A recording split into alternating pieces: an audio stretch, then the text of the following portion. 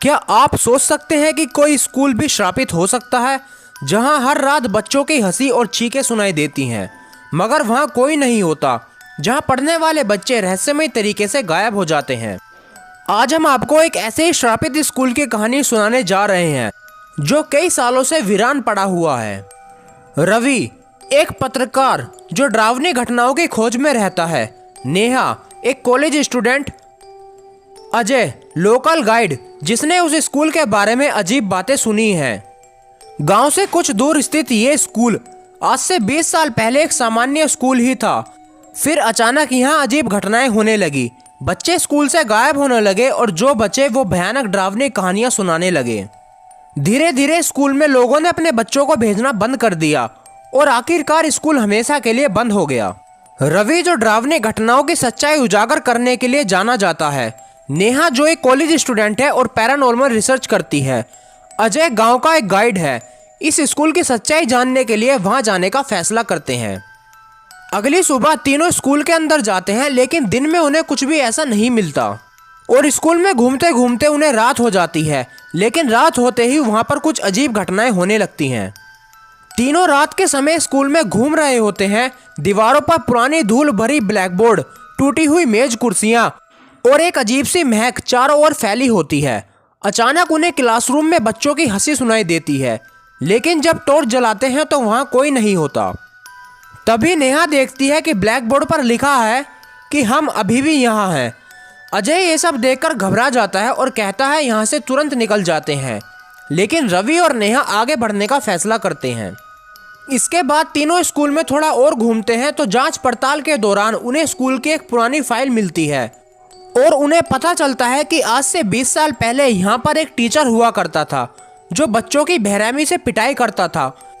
एक दिन उसने पूरी क्लास के बच्चों को स्कूल के बेसमेंट में बंद कर दिया और बाहर से दरवाजा लॉक कर दिया। जब दरवाजा खोला गया तो कोई भी बच्चा जिंदा नहीं बचा। गांव वालों का मानना था कि उन बच्चों की आत्माएं आज भी इस स्कूल में भटकती रहती हैं। इन फाइलों में वो तीनों ये सब पढ़कर बहुत ही ज़्यादा हैरान हो जाते हैं और उन्हें वो बेसमेंट देखने की इच्छा जाग जाती है। जैसे ही तीनों बेसमेंट में जाने का फैसला करते हैं, दरवाज़ा खुद ब खुद बंद हो जाता है। स्कूल की घंटी अपने आप बजने लगती है। क्लासरूम की खिड़कियां जोर जोर से हिलने लगती हैं। रवि अपने कैमरे से ये सब रिकॉर्ड करने की कोशिश करता है, लेकिन कैमरा अपने आप बंद हो जाता है। नेहा को महसूस होता है कि कोई उसके कंधे पर हाथ रखकर खड़ा है और जब वो पीछे मुड़ती है तो एक जली हुई शक्ल वाला बच्चा उसे घूर रहा होता है। ऐसा देखकर तीनों काफ़ी तेज़ी से चिल्लाते हैं और अजय बोलता है, हमें यहाँ से निकलना होगा, लेकिन वो निकल भी नहीं पा रहे थे क्योंकि दरवाजे खुद ही लॉक हो चुके थे। तीनों भागते भागते स्कूल के प्रिंसिपल रूम में पहुँचते हैं, जहाँ उन्हें पुराने कागजों का पता चलता है कि उस टीचर का नाम था अजय। गांव के तांत्रिक का कहना था कि अगर कोई विजयनाथ के नाम से उस स्कूल से माफ़ी मांग ले तो वो बच्चों की आत्माएं लोगों को वहां से जाने देती हैं। तीनों जोर से चिल्लाते हैं और बोलते हैं, हे बच्चों, हमें माफ़ कर दो, हम तुम्हें यहाँ तकलीफ देने नहीं आए, तुम जल्दी यहाँ से मुक्त हो जाओगे। इसके बाद अचानक एक जोरदार चीख पूरे स्कूल में गूंजने लगती है और स्कूल हिलने लगता है। एक जलती हुई छाया दिखाई देती है जो हवा में घुलकर गायब हो जाती है।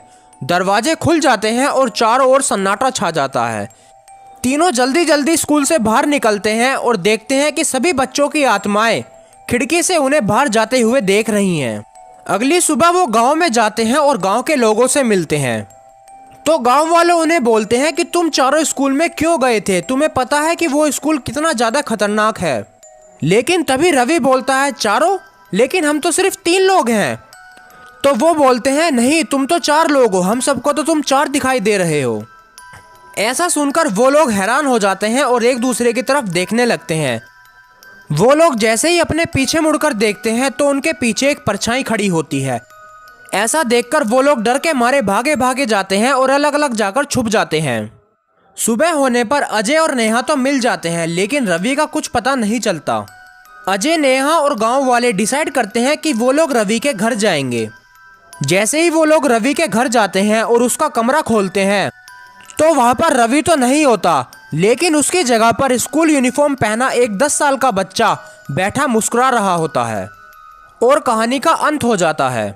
आपको बता दूं कि स्कूल में आज तक जो कोई भी गया वो कभी खाली हाथ नहीं लौटा। कोई ना कोई वहां पर रह जाता और उसकी जगह पर कोई नया बच्चा आ जाता। ऐसा ही सेम बिल्कुल रवि के साथ हुआ। रवि तो स्कूल में ही रह गया और उस स्कूल का हिस्सा बन गया और उसकी जगह पर वो 10 साल का बच्चा आ गया। नेहा और रवि की किस्मत अच्छी थी कि वो लोग बच गए। तो दोस्तों, ये थी आज की कहानी श्रापित स्कूल। अगर आपको ये कहानी अच्छी लगी तो चैनल को सब्सक्राइब करें और वीडियो को लाइक करें। तब तक मिलते हैं किसी नए वीडियो में नई कहानी के साथ। धन्यवाद।